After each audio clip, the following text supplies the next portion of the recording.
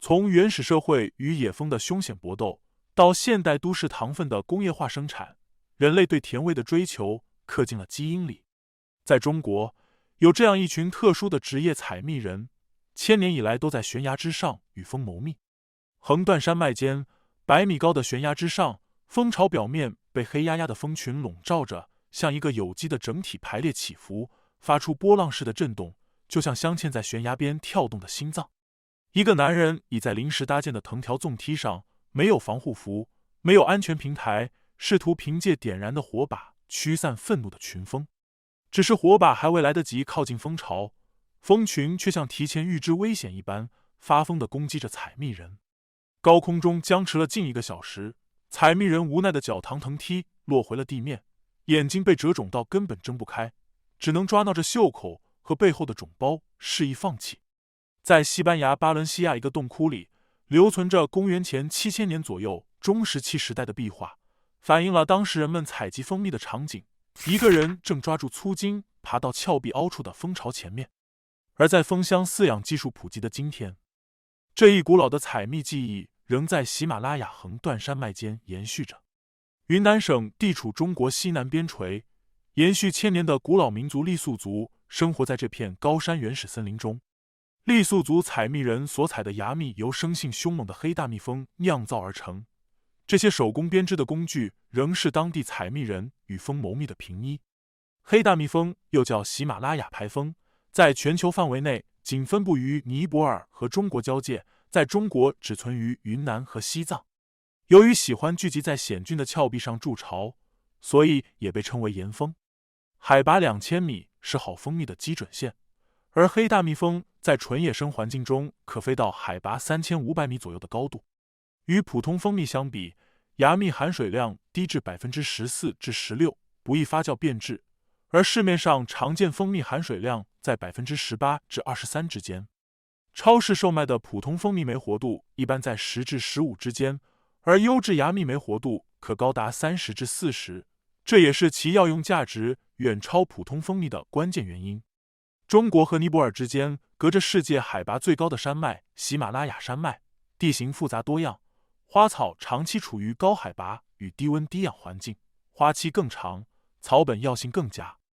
黑大蜜蜂采集高山珍稀的植物花蜜，酿出来的蜂蜜质量极优，含有非常丰富的花粉、蜂胶、蜂蜡等物质，是世界上最顶级的野生蜂蜜，被称作液体黄金。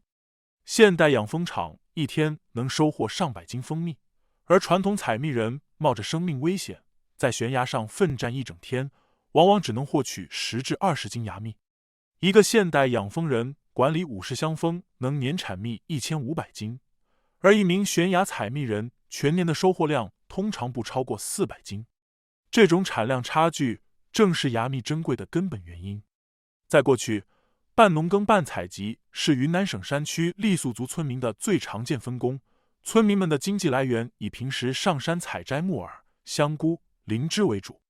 由于无法人工养殖采摘，采集高价值的悬崖蜜便成为了当地一种传统生计方式。芽蜜的价格受到蜂群迁徙、分布密度和气候影响而波动，市场上普通的芽蜜价格能卖到150元一斤，如果能采到更稀少珍贵的米团花粉酿出来的黑蜜，可以卖出170至200元一斤的好价。作为大型蜂种，黑大蜜蜂采集蜜源的范围是中华蜂的5至10倍，一窝蜂产出能达到几十甚至上百斤蜜。一名经验丰富的采蜜人一年能采集50到200公斤蜜，按市场价计算，可创收7500至4万元。与当地农民相比，优秀采蜜人的月收入可达3000至4000元，是普通农活收入的3至5倍。在密林悬崖间劳作，以蜜解渴，以落叶为床，哪怕是在靠山吃山的云南傈僳族中，也只有少量的人从事这项危险而累人的工作。依古洛村里，何志生一家世代以采蜜为生，在傈僳族里也被称为采蜜人。这处悬崖深谷下的石洞，就是何志生住了大半辈子的地方。没有子女，他就和外甥熊巨一家一起生活，熊巨的儿子就像他自己的孙子。对于采蜜人和志生一家来说，岩缝凹陷处黄澄澄的芽蜜就是长在悬崖上的金矿。作为世界上体型最大的蜂种，成年黑大蜜蜂的工蜂体长可达3厘米，生性凶猛，一窝有上万只蜂。根据中国蜂类毒性报告，黑大蜜蜂单次蛰刺毒液量约为普通蜜蜂的5至8倍。过量的蜂毒不仅对心脏有毒副作用，还能导致人呼吸中枢麻痹，甚至死亡。据不完全统计，云南地区每年有2至3名采蜜人因坠牙或严重过敏反应失去生命。一名资深采蜜人一生中平均会被黑大蜜蜂蛰伤200至300次，身体上常留有10至15处永久性疤痕。被一只蜜蜂的尾后蛰针刺入皮肤后，蛰针散发出的强烈气味也会引发其他蜜蜂追随气味，发起猛烈的进攻。为了与上万黑大蜜蜂在高空中做斗争，傈僳族遵循着独特的采蜜流程和传统。几千年来，这种危险的采蜜技艺在傈僳族中代代相传。一到盐蜂繁忙的季节，村民便会集结一支芽蜜采摘队伍。如果连续碰到几日晴朗的天气，村里有经验的老采蜜人就会带上提前编好的藤梯，带着年轻的傈僳族小伙子往山里赶。2015年7月，横断山花开正好，盐蜂忙碌的季节，也是蜜最多的时候。对于需要盐蜜换钱的何志生一家来说，必须要抓紧时间割到足够的盐蜜。一部纪录片团队跟随何志生的步伐，走进人迹罕至的云南深山之间。野花易采，野蜜难得，芽蜜更难得。在悬崖边采蜜事关性命，工具筹备环节尤其需要仔细把关。何志生找来了徒弟何香成帮忙准备藤条、棕衣、割蜜筐等工具。为了找到好蜜源，采蜜人往往起得比蜜蜂还早，3、5个人组队相互照应着，天蒙蒙亮就往森林中钻。攀援崎岖陡峭的岩石表面，徒步穿行近乎垂直的林间，与蚊虫瘴气周旋，一路追踪，一路艰险。背着几十斤重的工具，步行深山几小时是常态。盘状的蜂巢被黑压压的蜂群包裹住，有的甚至深嵌在岩壁内侧3至5米，与悬崖混为一体的黑色外表，叫寻常人难以分辨。这需要采蜜人拿出望远寻迹的本领。何志生的徒弟何香成眼神好，善于眺望定位，是这次出行人里第一个有发现的。他抬手指向悬崖上挂着一片黑色的隆起部分，笃定地判断那便是岩蜂巢。找到了蜜源，何志生打算先上去探一探。距离地面10米的地方有一处横向生长的树枝绿丛，没有铆钉和借力攀爬的工具，何志生便踩在徒弟和香成的肩膀上向上攀。但这次的悬崖太高，从崖顶放绳梯下来要1000米，家里准备的纵梯长度还远远不够。这次探索未果，借着石洞外的天光，熊居的儿子正对着习题苦思，时不时抬头瞥一眼何志生。隔着一个桌子，何志生点着烟斗，一吸一吐，仿佛忧愁就可以随之飘散。爷孙辈监督学习的沉默日常里，何志生不断盘算着明天的行程。孙儿下个月能不能有更多钱读书，就看这次大花期了。第二天，从东边看过去，在2个山坡半阴半阳的那边，有经验的采蜜人发现太阳照射下刺光的蜂子飞过的地方，确认了新的蜜源位置。何志生立马带着2个年轻人往崖顶爬去。山里根本没有路，往往需要采蜜人手脚并用，通过悬崖旁边的山坡徒步登顶。背篓里沉重的工具压得徒弟抬不起头，上半身几乎与坡度平行，而年纪更大的何志生背着同样的行囊，却稳稳走在队伍前头，用镰刀清理出一条勉强通人的小道。经过2个小时的攀爬，终于到了崖顶。何志生与徒弟2人便往身上披戴起褐色的棕衣，他们相信这种与树皮相近的颜色会迷惑盐蜂，从而减少攻击。为了减少蜂群侵袭，采蜜人一般会用木头和枯叶点燃一个火堆，让浓烟驱走附在蜂皮底部的盐蜂。受惊后的盐蜂飞走后，便会露出蜂皮金黄色的紫皮。蜜蜂专门用来孵育幼蜂而建造的巢房，上部便是工蜂为幼虫酿造的食物——悬崖蜜。要取盐蜜，还需要提前将绳索绑在崖顶粗壮的树木上，下到距离地面50至500米之间的悬崖之上。崖底的人再合力将藤梯尽量拉至跟岩壁平行。面对凌空凹陷处的蜂巢，采蜜的师傅需要借助铆钉或者藤条纵梯，小心翼翼地靠近要收割的蜂房进行采集作业。将手指宽的绳子在树干紧紧缠绕4圈，用力挤压，确保绳结牢固后，余下长度的梯子便被抛下悬崖。伴随一阵碎石滚落，柔软的绳梯借助重力在空中向下展开。理顺了梯子，何志生开始缓慢试探下脚的地方。考虑到这次的悬崖过高，常规在崖底生烟熏风的做法可能收效不佳，他打算直接凑近巢穴熏风。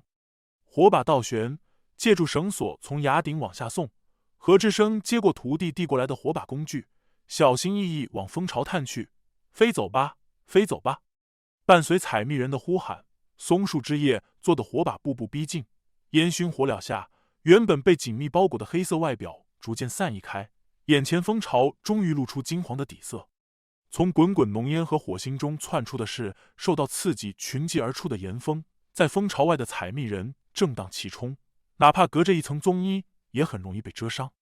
不过片刻呼吸，蜂群便像一张黑压压的网织在何志生的身上，将他裹成一个黑茧。绳梯摇晃，没有落脚的平台，他就一脚踩梯子，一脚点在岩壁上借力，稳住身形。然而，绳梯放置的位置与预估的略有差距，何志生只能指挥徒弟配合向蜂巢挪动。顶着群蜂的袭扰，何志生凭借经验估量着与蜂巢的距离，往左一点，再往左一点。崖顶的荷香城每挪动1厘米，便有数不清的碎石从崖顶滚落，像密集的雨点打在何志生的身上。一大块滚石混着泥土块直中何志生的头顶，由于坠落速度极快，何志生甚至来不及反应，直接砸落了披戴的棕衣尖帽。耳边是群蜂轰鸣和小石子滚落的声音，何志生只能双手死死扒住藤梯，等待这阵动荡过去。为了避免抖落的碎石以及泥沙糊住眼睛，他将头紧紧埋在脖颈。从1000米的高空中俯身下望，再熟悉的风景也会变成吞噬性命的万丈深渊。除了需要时刻警惕高空的危险，风不死不休的追逐同样令采蜜人头疼。哪怕守在1000米高的悬崖底部，黑大蜜蜂也在锲而不舍地追击。岩蜂很聪明，会顺着裤脚缝隙爬进去，疼的小钟钻进草丛里到处翻滚。它们穿过低矮的树丛，手脚被草木划破，跳进小河，试图躲避蜂群，但蜜蜂还在水面上徘徊。采蜜队伍里，去年就有人被蛰了40-50下而休克，裸露的皮肤遍布着大大小小的肿包，只有驱车离开几公里，才能摆脱这群恐怖的岩蜂。即使过程惊心动魄，采蜜人依然相信一步一挪，总能够着这份高悬的甜蜜。确保采蜜篮的位置正好在蜂房下面后，就可以用长棍上木质或铁质的铲刀来切割芽蜜。黄色的部分是岩蜂储存的花粉，厚厚的偏白色的根部才是真正的芽蜜。黑大蜜蜂的蜂盘巨大，直径可以长到1至2米，像盘子一样挂嵌在芽边。采蜜篮没有那么大容积，便只能切割成几块分装。切割下的半块岩蜜沉甸甸的，篮子一接住便被压得倾斜45度，在半空里打转。接应的同伴顺着绳索及时拉住，辅助采蜜篮缓缓降到崖底。与大众想象的不同，崖下刚滤出来的芽蜜往往没有那么纯净，还要带回去经过重重过滤，才能拿到市面上去售卖。由于悬崖上负重有限，在高空进行采集作业的时候，采蜜人就会用手直接掰下底部不怕流失的花粉部分，刮掉残留的花粉，只取珍稀的芽蜜。即使到现在，采蜜人也只能靠肩挑手扛，把几十斤重的桶装芽蜜运出大山。找蜜源用了多久，回去便要多久。一次完整的采蜜作业通常需4到8小时，甚至更长时间。挂在几百米的高空之上，割蜜、送蜜的过程反复，更是考验采蜜人的耐力与体力。渴了，只能就地喝蜂蜜润口；饿了，便吃点随身带的干粮。有时甚至要在悬崖上面过夜。遇到多片蜂盘的悬崖，往往需要2至3天才能全部拿下。在人迹罕至的山谷峭壁之中，悬崖蜜被临近村寨的人们世代守护着。1000年以来与蜂谋蜜的历史，让掌握着古老采蜜技艺的傈僳族人积淀了自己的传承与信仰。采蜜的收入相对丰厚，但与生命相比，仍然微不足道。在这些传统手艺人眼里，采蜜人之所以仍在坚持，更多的是为了山野间生存经验的传递，为了文化与祖训的传承。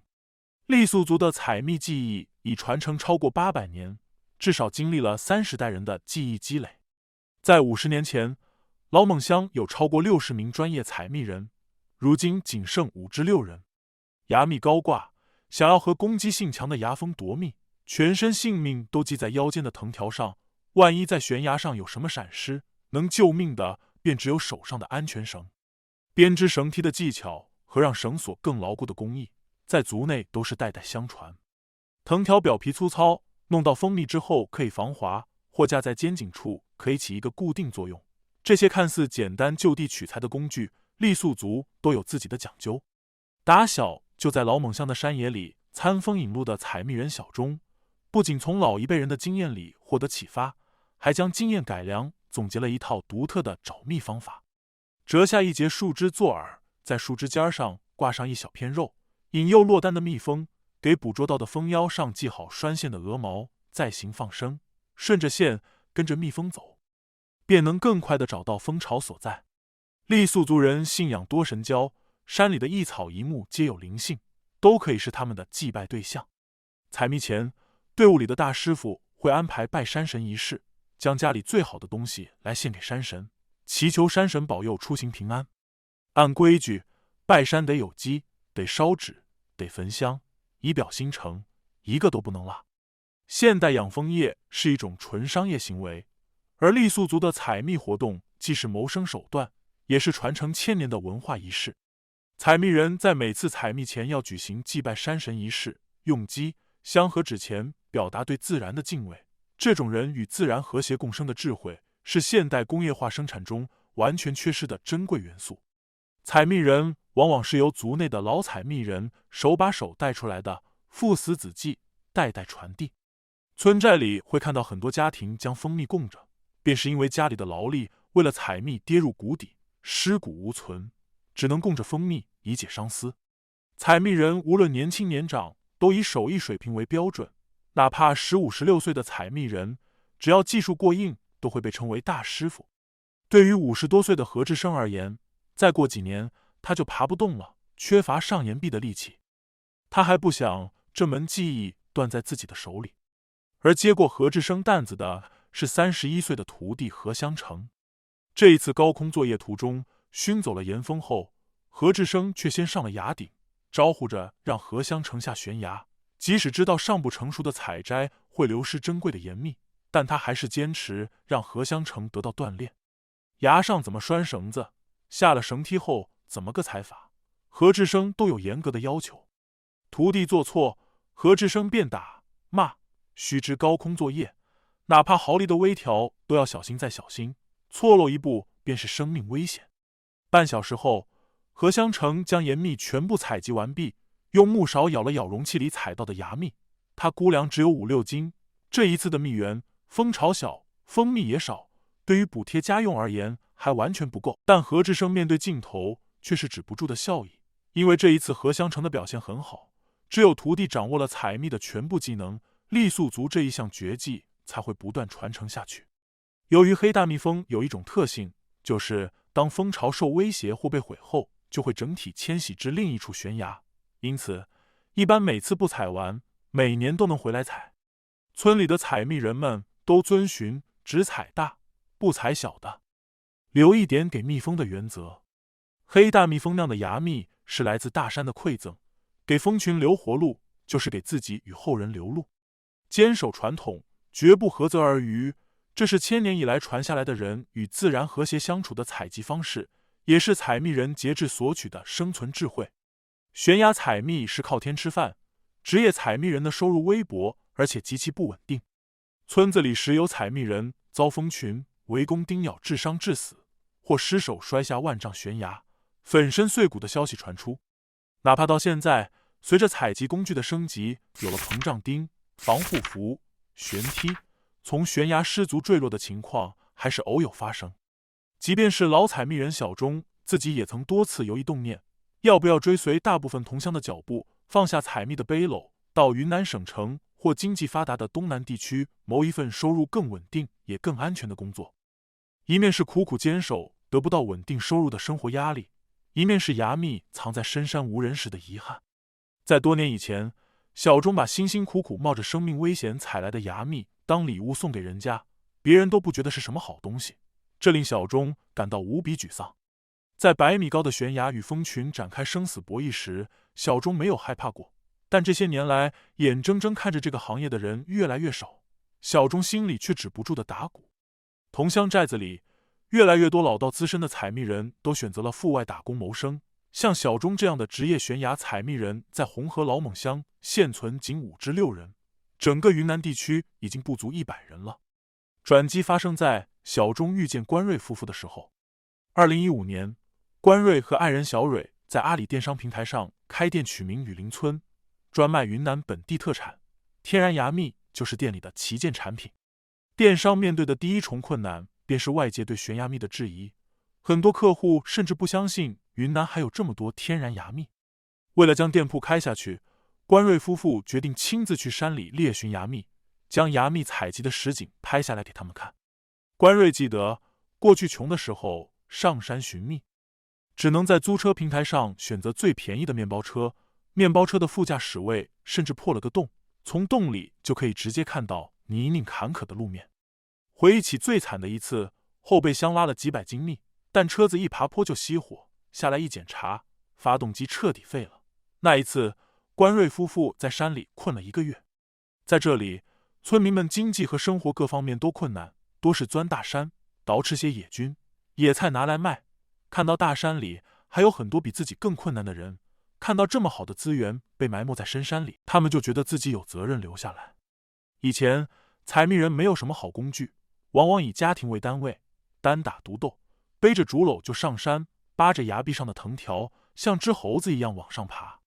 现在，组建一支牙蜜采摘队伍，负责拉绳子的，配合割蜜、送蜜的，最少就需要8到10人。有了膨胀钉、悬梯，悬崖采蜜也多了几分底气。每逢采蜜季，小钟便会联系关瑞夫妇，邀请他们一块探蜜、采蜜。每一轮劳作下来，团队一般可以收获200斤左右的牙蜜，而这些从人迹罕至的悬崖峭壁上长出的纯天然牙蜜，将会被进一步分离和过滤，由关瑞夫妻带回城区，发往中国各个城市。小钟从前是靠摆地摊谋生计的，1个月收入几百元，根本没有办法支撑家用。直到做了职业采蜜人，收入才勉强跟上。通过关瑞夫妇，小钟得知竟然有不少人通过互联网了解牙蜜的价值，成为牙蜜的真实拥趸，这令他深受触动。在以前，他从来不会想过，竟然会有那么多素昧平生的陌生人会被他的故事所吸引，会对他的技艺新鲜不已，也会和他一样迷恋上危险又迷人的牙蜜。横断山脉间，在险峻危层的峭壁之上，岩峰迁徙反复，在崖间采蜜的人走了一批又一批，村寨里守密的人也换了新面孔。到了现代工业发达的时代，养殖蜜蜂、收获蜂蜜、加工蜂蜜的方法愈发成熟，这份来自山野间最原始的味道却从未变过。如今，傈僳族人依然倚靠手中的绳梯向山而行，用最虔诚的仪式和山中的生灵谈判，献上粮食，借取盐蜜。小钟从小长在深山，不懂互联网，但他知道怎么找最好的牙蜜。在守密本心与生活压力的夹缝中，关瑞夫妇等人的出现，仿佛悬崖面前抛下了可以暂时倚靠的绳梯，让他得以喘息坚持下去。如果牙蜜可以卖出去，采蜜人的生活也可以得到改善，悬崖采蜜人千百年最好的记忆、最丰富的经验也可能继续发扬光大，让这份危崖上采蜜的活计至少能够从容一些。